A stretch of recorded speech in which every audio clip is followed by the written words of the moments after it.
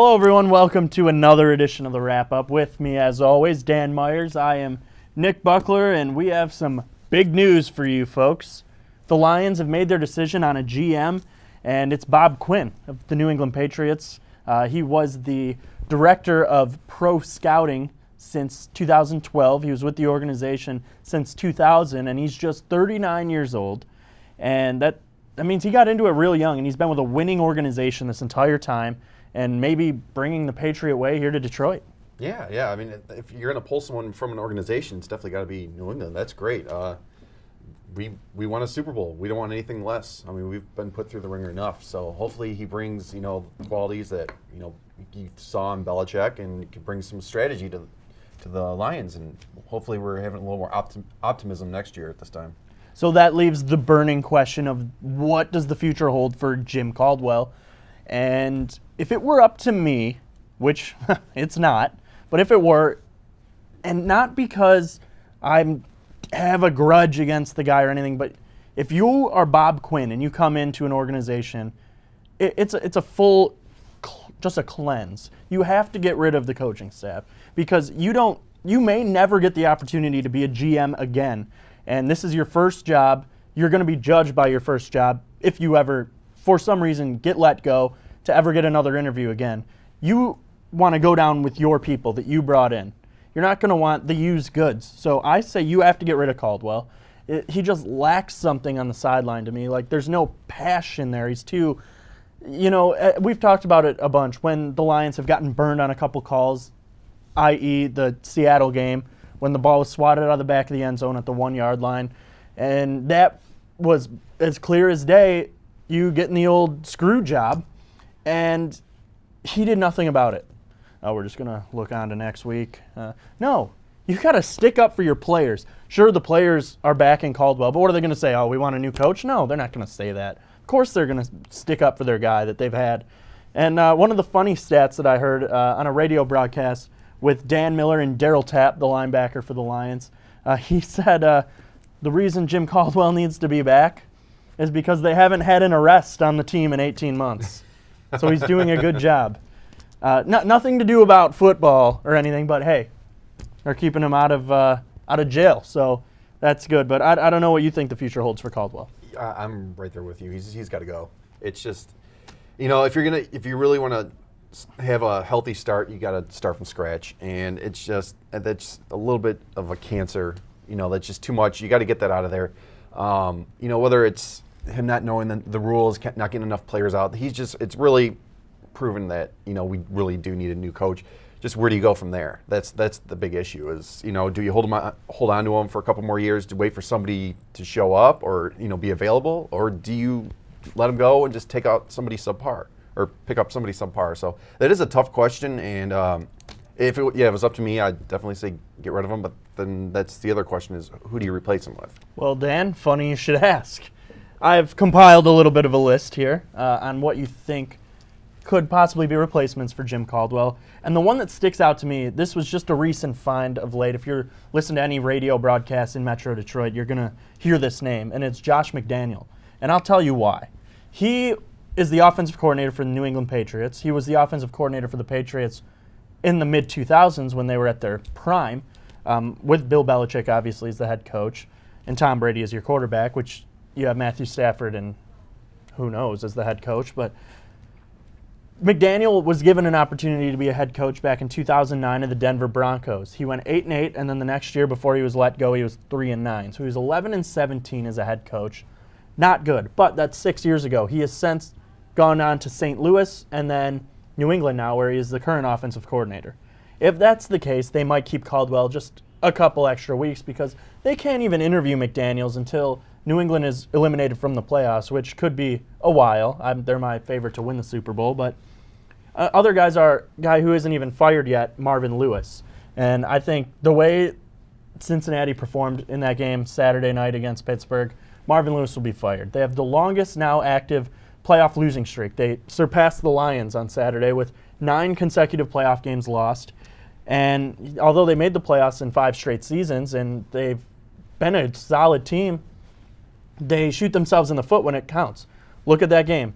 It was a it was just a joke, really. It was like a night at the Comedy Castle watching that game. We'll touch on that a little bit later. Or night at Ford Field. Yeah, there you go. And so Marvin Lewis is a guy I would love to see here. Another guy I wouldn't mind seeing, although this one I've taken some heat for because people are like, oh, he's a horrible coach, is Tom Coughlin, formerly of the Giants, who was let go last week. He had the big press conference where he had tears in his eyes, kind of guiding Eli Manning on what to do in his final moments. And then if you didn't get a chance to see it, after the press conference, he stepped down off the podium. The owner was there with a hand out and a hand to kind of give him a pat on the back, and Coughlin put his head down, walked right past him. So they said they mutually parted ways, but Coughlin proved right there that he was let go. I wouldn't mind seeing him. And then another name that's being thrown out that I really don't want any part of is Chip Kelly. He's had a couple interviews here and there, and I really don't think he's going to be a good fit for the Lions. People are saying Terrell Austin, no, get him out of here.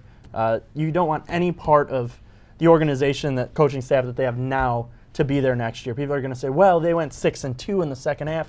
Look who they played. School of the Blind, a couple elementary schools. Like, come on, people. 1-7 in the first half. You couldn't beat a team that was good. So, do you want... Terrell Austin's going to become a head coach somewhere, I think, this year. He's had 6 interviews already, and I think there's still a couple more scheduled. Jim Bob Cooter's offense is just hitting Ask Madden, hitting the X button on the Xbox. He runs a halfback or wide receiver screen every play. Oh, but that offense was turned around. Great. Sign me up. Where's the contract? I can press X on the Xbox anytime.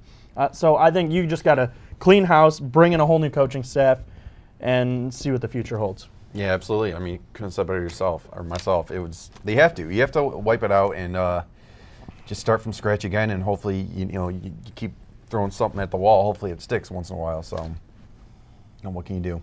It's just a matter of time. And I believe I'm right there with you. I don't think we're going to hear too much about a coach for some time. So, do you have a favorite of who you think might get the job? I do. For a while, I think maybe it's because just listening to the radio, the big name was Chip Kelly.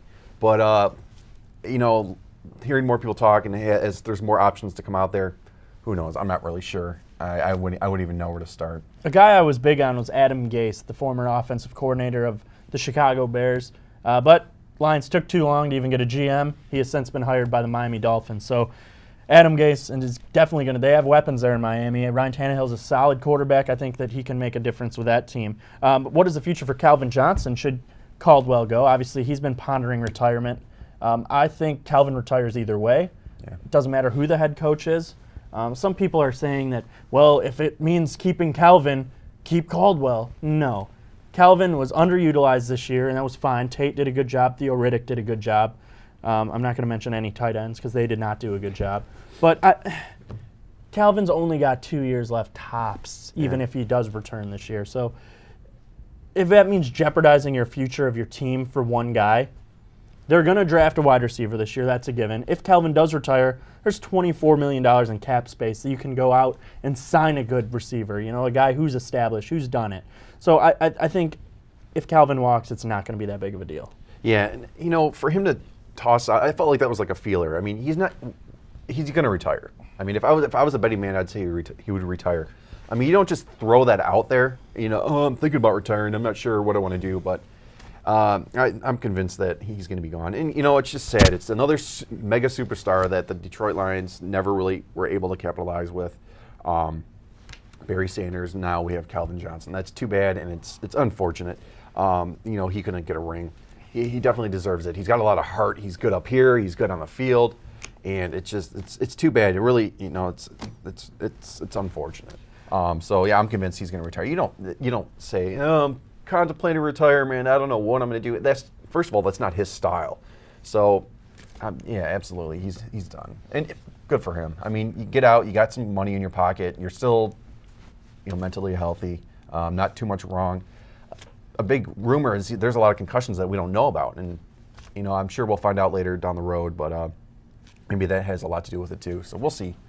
Yep, we will. And the playoffs, we did touch on that earlier. There were some games this past weekend. Obviously, Seattle won at Minnesota on a shanked field goal from 27 yards out from Blair Walsh in Minnesota. So Seattle will move on to play in what is going to be called the Bandwagon Bowl in Carolina. Two of the most bandwagoniest fans, if that's a word, it is now.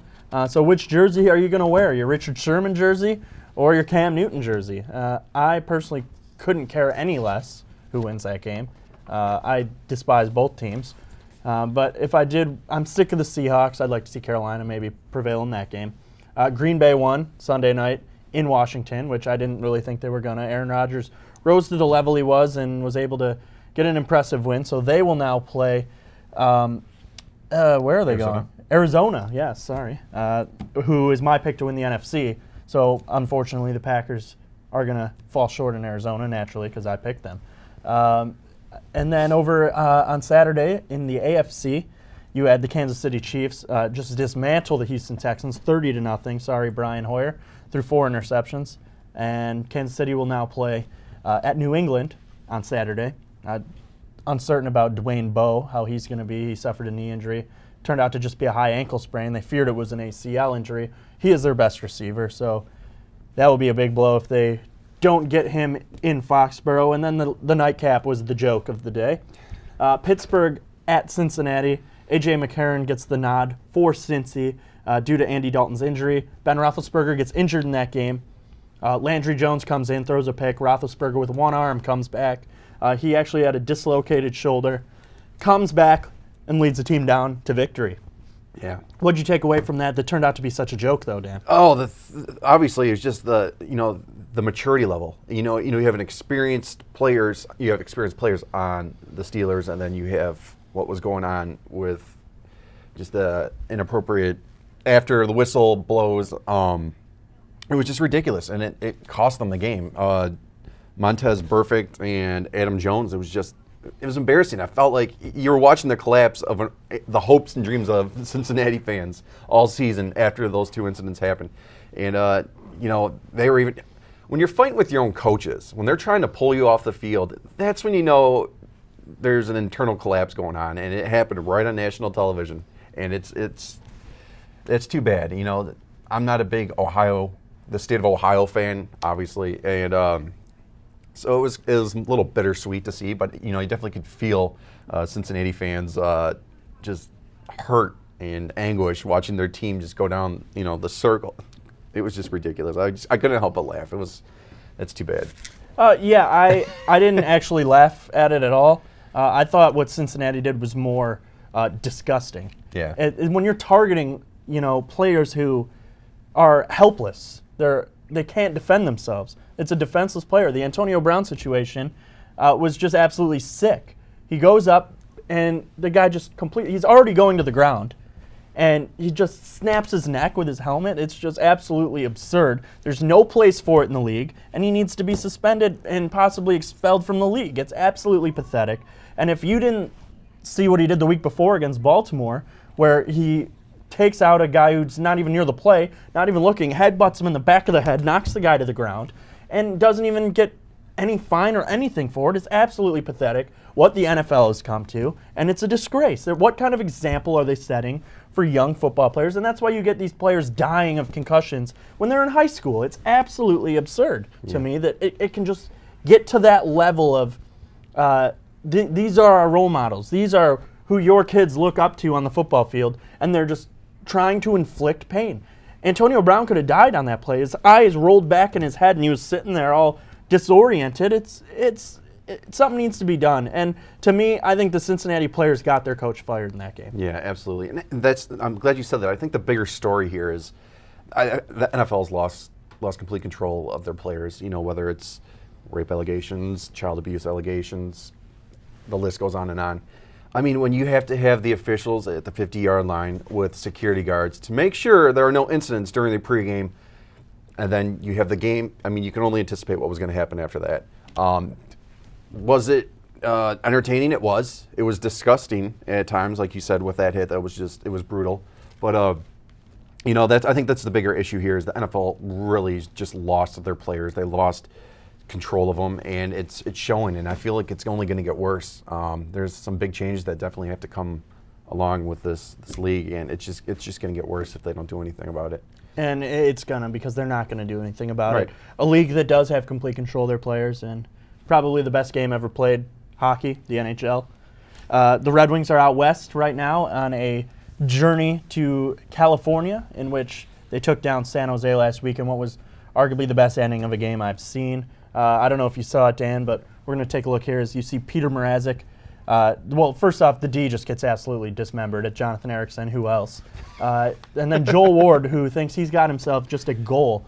A nice little fake. Peter Mrazek turns around with last-ditch effort, swats his paddle, and saves the puck. Red Wings on the same possession. Pavel Datsyuk takes the puck down the ice, shoots the puck. There's a fan on the play, and then boom, Justin Abdelkader arguably wins the game right there for the Wings. And that was the first of the California wins. Then comes Sunday night in Anaheim, a great, hard-fought 2-1 victory. And the Wings have now won 4 straight, all being on the road. Right, yeah, and that's huge, on the road right there. I mean, they're on the West Coast. That's tough. I mean, as of a couple years ago, you were always dreading your team going on that West Coast trip. I mean, first of all, you couldn't watch them because most of the games started at 10:30. But it takes a lot out of the players too. So that, for them to have the record they have right now is huge. And another thing was against the San Jose game. It was great to see Danny DeKeyser. I mean, I thought he had a really good game, and it was good to see someone like him put on that performance. See his shot too? Yeah, Right under the bar. It was Wow. beautiful. It was a thing of beauty. That, and then I think that game, ultimately solidified Peter Mrazek's position as far as the top goalie.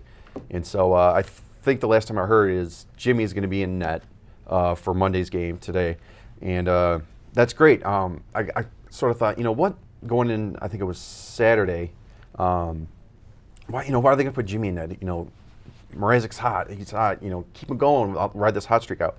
And then I ended up watching Don Cherry, and he said the best thing you can do is to put a hot goaltender, a hot player, give him a break. It builds confidence. They go out rather than having this negative weight on their shoulders. They go out with this positive, I can do this, character building. And I think that's, I'm glad he said that, because up until that point I was like, why are they doing this? But I think that's great. And that's a good point that he made is, give him a rest. He deserves it. He's had a great performance, and, let Jimmy maybe find his way. And another thing that I heard as well was the West Coast trip. A lot of guys dread it, as fans at least, but I don't think the players do. Now, since the Wings have moved to the Eastern Conference, I heard an interview yesterday with Dylan Larkin, and he talked about the importance of the team bonding on this trip, which he gets a chance to talk with guys who he doesn't really see much when they're at home, because guys he lives with, he obviously sees every day. But he's getting a chance to, see these European guys and the older guys on the team that, they don't really get to bond much together when they're at home because they hang out with different people. Some of the guys have families. They don't get to go out and do things with each other as much when they were in the West, when they went to the West Coast twice a year and then Western Canada twice a year. So the Wings used to be the most traveled team in the NHL, being in the Western Conference, really in the eastern portion of the United States. When you looked at air miles, they were always number 1 in the NHL. This year, not so much now since the realignment.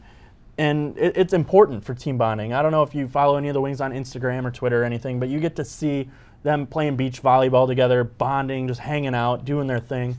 And that's important to feel, united and together as players. And it's important when you're playing with a bunch of friends rather than strangers. You kind of feel where one's going to be. The game winner against Anaheim, Dylan Larkin just intercepts it, doesn't even look, flings it over. There's Riley Sheahan for a bang-bang goal that ended up being the game winner. So it's just an important aspect of the game. Yeah, absolutely. And, I think it comes a lot easier having a younger team like we have. I mean, when we had that 0-2 team, there were, pretty much the whole lineup was Hall of Famers. But having this younger team, there's not too much ego involved. You don't, everyone's sort of trying to make a name for themselves, but, they're all in the same boat for what they all want. And younger guys, they got energy. They're keeping it fresh in the locker room for the older guys. So, yeah, I think that's huge. Yeah, it really is. And another thing that you talked about before the show is possibly the next captain of this team. We disagree here, and that's exciting for the viewer. Maybe get to see a little bit of a debate here rather than a rant from someone on this telecast. But you brought up a valid point, which I completely disagree with, so I don't know how valid it really is. In my mind, it's invalid. We each have a guy who we think is going to be the next captain of this team. Dan, who is yours? I was listening to the pregame show Saturday night or Sunday night, sorry, and Osgood was talking about Justin Applicator. How he's such a universal player. He's strong on the line and just improving tremendously almost every season. And so what Ozzie said was he could be the next captain. He's got great captain potential. And up until that point, I've never even considered him. But look, I really watched the rest of that game. I watched his performance, and I was like, you know what? It's really not that far off. It really wouldn't surprise me if throughout the whole game, I just saw his potential going up and up and up as far as him being the potential captain. But I know you disagree, and you have a great point too. Yes, I do. Thanks, Dan. I don't think Abdelkader is a captain material because, I'm not in the locker room with him. I don't see how he is. But on the ice, he's more of a – I don't want to say this because I'm a huge Wings fan, but he's more of a coward. And I don't want to be the next Pittsburgh Penguins. They are led by the biggest coward in the entire NHL. That's a different topic. But to me, Abdelkader is a guy who goes out, gets pushed around all the time by the other team, gets his face caved in by other players, and constantly is losing battles. And I don't think that's kind of an example you want to set. I personally like a breath of fresh air, and that is in the form of Dylan Larkin. I think this kid is a future captain. Do I think maybe the next captain? Maybe not, because Zetterberg only has a couple years left in the tank. They might give it to a guy like Nyquist or a Tatar, but I think Nyquist leads that battle than Tatar. Nyquist is an incredible leader on and off the ice. I know there's a lot of people who are still up in the air on Nyquist because he's having a down year compared to last year, but from a leadership aspect, Gustav Nyquist has got to be the next captain. But the future of this team, Dylan Larkin, hands down. The kid is so poised and calm. He is like a young Steve Yzerman. Big shoes to fill. I don't want to be the one that's saying, hey, this is the next Steve. No, but you just see kind of similar traits that you saw in the early 90s or late 80s. Dan, you're gonna have to key me in on what times were like back then. But those are just kind of I've heard that those are the same kind of traits that Stevie had when he was that age. Yeah, and that's so funny you said that. I was just thinking that. I feel like if they go with Justin Abdelkader for the new, as captain, I feel like that's the new age, the present day style of hockey. You get the young, gritty captain, Don't say it.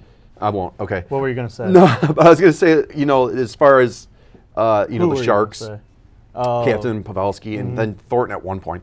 But I feel if they were to go with Larkin, I feel that's almost going backwards because it's as you were saying that, I'm thinking to myself, this reminds me of a young Steve Yzerman. I mean, the baby face. He was very talented. Not that he wasn't talented towards the end, but very talented right off the bat. He just got increasingly better. But I feel like that's almost going towards the early 90s captain Steve Yzerman. And if they go with Abdelkader, that's more of the present day, the young, gritty captain that you see in other teams and not the traditional Wings way. So, thinking about that, I would love to have either one as a captain. Larkin does remind me of a young Steve Yzerman, though. That's and when I think young, gritty captain, the first person that comes to my mind was Dustin Brown of the LA Kings. I think he's one of the dirtiest players in the league, and I don't think he should be the captain of any team. That's why I said don't say it. Luckily, you were not going to say him, although I do despise the San Jose Sharks as well.